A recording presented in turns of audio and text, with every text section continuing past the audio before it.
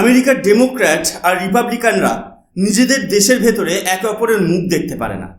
তাদের রাজনৈতিক মতাদর্শ সম্পূর্ণ বিপরীত, কিন্তু ভারতের একটি নির্দিষ্ট আইনের বিরুদ্ধে তারা আজ সম্পূর্ণ একজোট।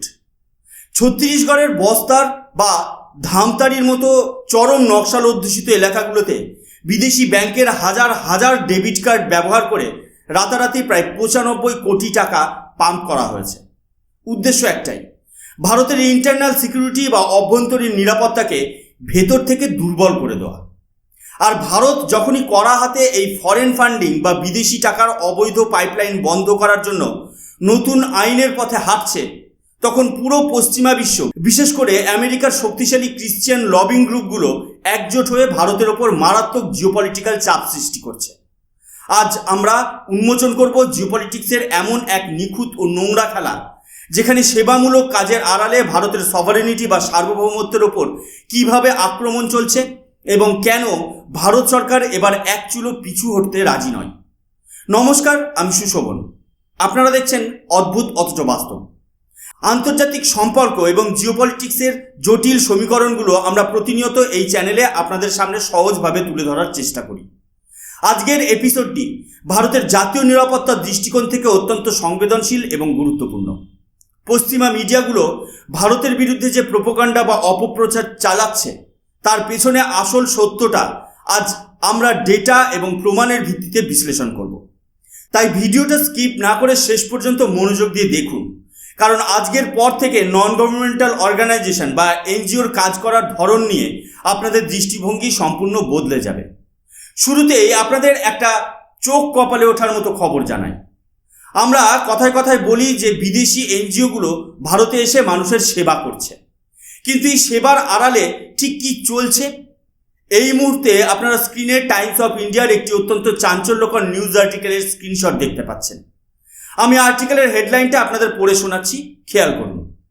1000 foreign debit cards, ₹95 crore trail, US based missionary group booked under UAPA।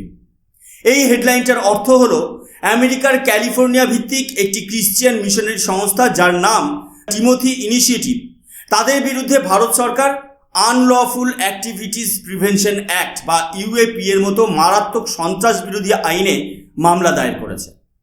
Enforcement directorate বা ইডির তদন্তে উঠে এসেছে এক ভয়াবহ তথ্য। এই সংস্থাটি কোনো আইনি বা বৈধ পথ অনুসরণ না করে আমেরিকার ব্যাংকের ইস্যু করা প্রায় 1000 ডেবিট কার্ডের মাধ্যমে ভারতে 95 কোটি টাকার বেশি পাঠিয়েছে। আর সবচেয়ে আতঙ্কের বিষয় হলো, এই টাকাগুলো কোথায় তোলা হয়েছে জানেন? ভারতের সেই সমস্ত এলাকায় যেগুলোকে আমরা লেফট উইং এক্সট্রিমিস্ট বা বামপন্থী চরমপন্থা অধ্যুষিত এলাকা বলি।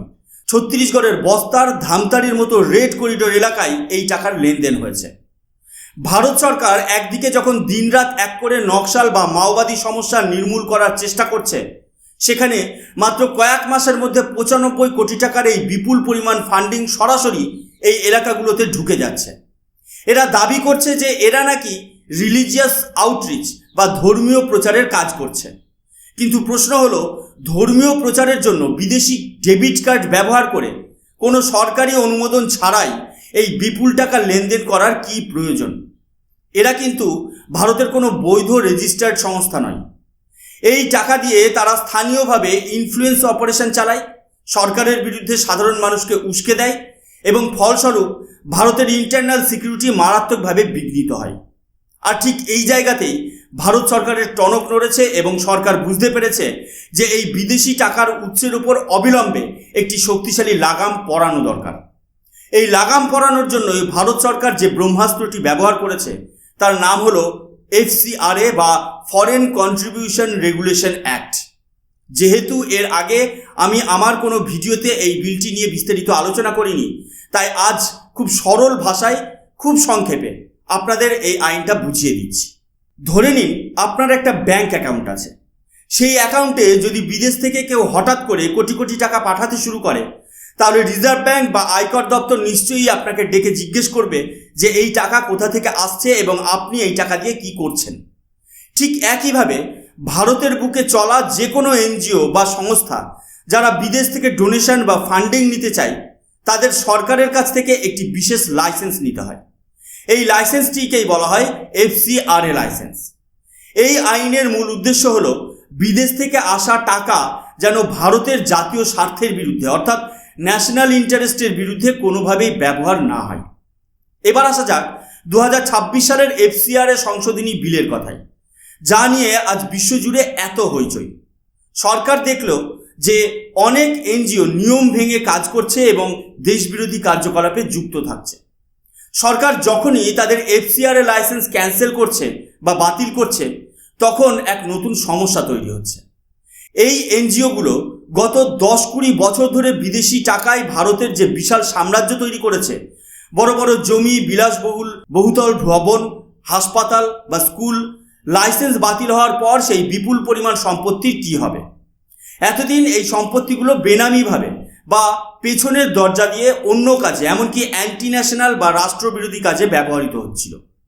নতুন FCRA সংশোধনী বিলে সরকার পরিষ্কার করে দিয়েছে যে কোনো NGOর লাইসেন্স যদি এক্সপায়ার হয়ে যায়, তারা যদি রিনিউ করতে ব্যর্থ হয় বা সরকার যদি দেশবিরোধী কাজের জন্য তাদের লাইসেন্স বাতিল করে দেয়, তবে সেই NGOর সমস্ত স্থাবর এবং অস্থাবর সম্পত্তি একটি নির্দিষ্ট সরকারি অথরিটির হাতে চলে যাবে। সরকার সেই জমি, বাড়ি বা ফান্ড বাজেয়াপ্ত করবে এবং সেগুলো দেশের সাধারণ মানুষের কল্যাণে বা অন্য কোনো বৈধ সরকারি কাজে ব্যবহার করবে। সহজ কথায়, বিদেশ থেকে আনা টাকায় ভারতের বুকে বসে ভারতেরই বিরুদ্ধে কোনো ষড়যন্ত্রের পরিকাঠামো আর তৈরি করা যাবে না। লাইসেন্স গেলেই সম্পত্তি সরকারের। এই নিয়মটাই হলো বিদেশি লবিগুলোর রাতের ঘুম উড়ে যাওয়ার প্রধান কারণ তারা বুঝতে পেরেছে এতদিন ধরে কোটি কোটি ডলার খরচ করে ভারতে তারা যে ইকোসিস্টেম তৈরি করেছিল তা এক লহমায় ধূলিসাৎ হয়ে যেতে পারে। ভারতের এই কঠোর পদক্ষেপের পরেই আমেরিকায় শুরু হয়েছে এক অদ্ভুত রাজনৈতিক নাটক। আপনারা জানেন যে আমেরিকায় ডেমোক্রেট এবং রিপাবলিকান পার্টির মধ্যে সাপে নেউলে সম্পর্ক, কিন্তু ভারতের এই FCRA বিলের বিরোধিতা করতে গিয়ে তারা আজ এক মঞ্চে। এই মুহূর্তে আপনারা স্ক্রিনে ওয়াশিংটন এক্সামিনারের একটি আর্টিকেলের স্ক্রিনশট দেখতে পাচ্ছেন। এখানে লেখা আছে Rubio's tall task in New Delhi visit. এটি লিখেছেন স্বয়ং মার্কিন কংগ্রেসম্যান ক্রিস স্মিথ। তিনি তাদের সেক্রেটারি অফ স্টেট মার্কো রুবিওকে রীতিমতো চিঠি লিখে নির্দেশ দিচ্ছেন যে তিনি যখন ভারতে যাবেন তখন যেন অবশ্যই এই FCRA ইস্যু নিয়ে ভারতের উপর চাপ সৃষ্টি করেন। শুধু তাই নয়, মার্কিন সেনেটর জেমস রিচ, যিনি সেনেট ফরেন রিলেশন কমিটির প্রধান, তিনি সরাসরি ভারতকে প্রচ্ছন্ন হুমকি দিয়ে বলেছেন যে ক্রিশ্চিয়ান মিশনারিদের ফান্ড এবং প্রপার্টি সিজ করা হলে আমেরিকা চুপ করে বসে থাকবে না। এর পাশাপাশি আরও একটি স্ক্রিনশট আপনারা দেখুন। এটি ন্যাশনাল রিলিজিয়াস ব্রডকাস্টারের একটি নিউজ আর্টিকেল। এর হেডলাইনে লেখা আছে India's new law could seize churches Christian missionaries. এই সমস্ত আমেরিকান মিডিয়া এবং ক্রিশ্চিয়ান লবিং গ্রুপগুলো বিশ্বজুড়ে একটি ন্যারেটিভ তৈরি করছে যে ভারত সরকার নাকি বেছে বেছে শুধুমাত্র ক্রিশ্চিয়ানদের উপর অত্যাচার করছে এবং তাদের সম্পত্তি লুট করার জন্য এই ড্রাকেলিয়ান বিল এনেছে। কিন্তু বাস্তব পরিস্থিতি সম্পূর্ণ আলাদা। ডোনাল্ড ট্রাম্পের রাজনৈতিক ভিত্তির একটা বিশাল অংশ হল ইভাঞ্জেলিক্যাল ক্রিশ্চিয়ান এবং ক্রিশ্চিয়ান ন্যাশনালিস্টরা। সামনেই আমেরিকায় মিড টার্ম ইলেকশন, তাই ট্রাম্প প্রশাসনকে নিজেদের ভোট ব্যাংক অটুট রাখতে হলে এই লবিং গ্রুপগুলোর কথা শুনতেই হবে। এরা দাবি করছে যে তারা নাকি ভারতীয়দের আপলিফমেন্ট বা উন্নয়নের জন্য কাজ করতে চায়। সত্যিই অদ্ভুত। আমেরিকা নিজেদের দেশের হাজারো সমস্যা ছেড়ে ভারতের উন্নয়নের জন্য এত ব্যাকুল হয়ে উঠেছে কেন? কারণ হলো এই ফান্ডের মাধ্যমেই তারা ভারতের ডেমোগ্রাফি এবং পলিটিক্যাল ন্যারেটিভ নিয়ন্ত্রণ করতে চায়। তারা চায় ভারতের পলিসি মেকিংয়ে তাদের একটা অদৃশ্য কন্ট্রোল থাকুক। আর ভারত সরকার যখনই সেই কন্ট্রোল কেটে দিচ্ছে, তখনই তারা ধর্মকে ঢাল হিসেবে ব্যবহার করে জিওপলিটিক্যাল প্রেশার তৈরি করছে। এখানে সবচেয়ে বড় মিথ বা মিথ্যা হলো এই আইনটিকে একটি নির্দিষ্ট ধর্মের বিরুদ্ধে বলে দাগিয়ে দেওয়া। পশ্চিমা মিডিয়া বারবার বোঝাতে চাইছে যে FCRA বিল শুধু ক্রিশ্চিয়ান মিশনারিদের বিরুদ্ধে, কিন্তু ভারতের আইন কি সত্যিই তাই বলে? একদমই নয়। FCRA হলো একটি সম্পূর্ণ ধর্মনিরপেক্ষ আইন। আজকে আমেরিকায় বা লন্ডনে বসে থাকা কোনো হিন্দু সংগঠন যদি ভারতের কোনো মন্দিরের জন্য টাকা পাঠাতে চায় কিংবা কোনো রামকৃষ্ণ মিশন বা ইসকনের মতো সংস্থাকে ফান্ডিং করতে চায়, তাদের ক্ষেত্রেও হুবহু একই নিয়ম প্রযোজ্য। কোনো বৌদ্ধ বা জৈন সংস্থা যদি বিদেশ থেকে টাকা আনে, তাদেরও সেই একই ভিজিলেন্স বা সরকারি কড়াকড়ির মধ্যে দিয়ে যেতে হবে। আইন এখানে সবার জন্য সমান। আপনি হিন্দু, মুসলিম, খ্রিস্টান বা নিরীশ্বরবাদী যাই হন না কেন, বিদেশি টাকা আনলে আপনাকে ভারত সরকারের কাছে জবাবদিহি করতেই হবে। তাহলে শুধুমাত্র আমেরিকান খ্রিস্টান গ্রুপগুলোর গায়ে এত লাগছে কেন? কারণ তাদের উদ্দেশ্য শুধুই ধর্মপ্রচার নয়, বরং ডিস্টেবিলাইজেশন। এই টাকার মাধ্যমেই তারা ল এনফোর্সমেন্ট এজেন্সির কাজে বাধা দেয়, বড় বড় ইনফ্রাস্ট্রাকচার প্রজেক্টের বিরুদ্ধে আন্দোলন গড়ে তোলে এবং দেশের অর্থনৈতিক অগ্রগতিকে আটকে দেওয়ার চেষ্টা করে। ভারত কোনো ব্যানানা রিপাবলিক নয়, ভারত একটি সার্বভৌম রাষ্ট্র। ন্যাশনাল সভারেনিটি বা জাতীয় সার্বভৌমত্বের প্রশ্নে ভারত কারো কাছে মাথা নত করবে না, সে ডেমোক্রেট হোক বা রিপাবলিকান। আপনি যদি সত্যিই ভারতে বৈধভাবে কোনো সামাজিক কাজ করতে চান, তবে সরকারের নিয়ম মেনে চলুন, কমপ্লায়েন্ট থাকুন, আপনার এফসিআরও রিনিউ করা হবে। কিন্তু আপনি যদি চাতুরি করে দেশের অভ্যন্তরীণ নিরাপত্তায় আঘাত আনার চেষ্টা করেন, তবে আপনার লাইসেন্সও বাতিল হবে এবং আপনার তৈরি করা সেই বেনামি সম্পত্তিও সরকার বাজেয়াপ্ত করবে দেশের স্বার্থে। বন্ধুরা, আজকের জিওপলিটিক্যাল প্রেক্ষাপটে এটি অত্যন্ত পরিষ্কার যে আগামী দিনে আমেরিকা এবং ভারতের মধ্যে এই এফসিআর ইস্যু নিয়ে আরও নতুন কূটনৈতিক দর কষাকষি হতে চলেছে। পশ্চিমা লবিং ফান্ডগুলো চাইবে ভারতের বিরুদ্ধে আন্তর্জাতিক মানবাধিকারের ধুয়ো তুলে স্যাংশন বা অন্য কোনো অর্থনৈতিক চাপ সৃষ্টি করতে।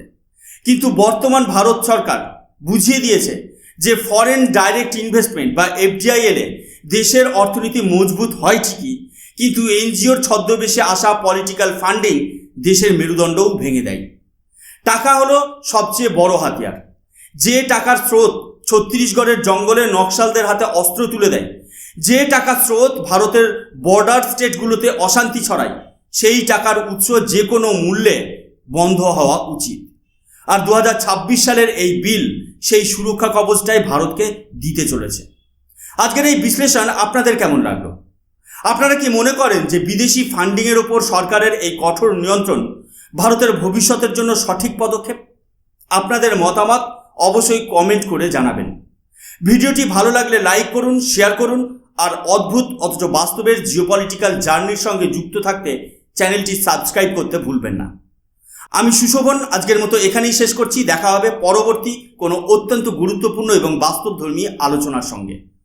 ততক্ষণ পর্যন্ত ভালো থাকবেন, সুস্থ থাকবেন। জয় হিন্দ, বন্দে মাতরম, ভারত মাতা কি জয়।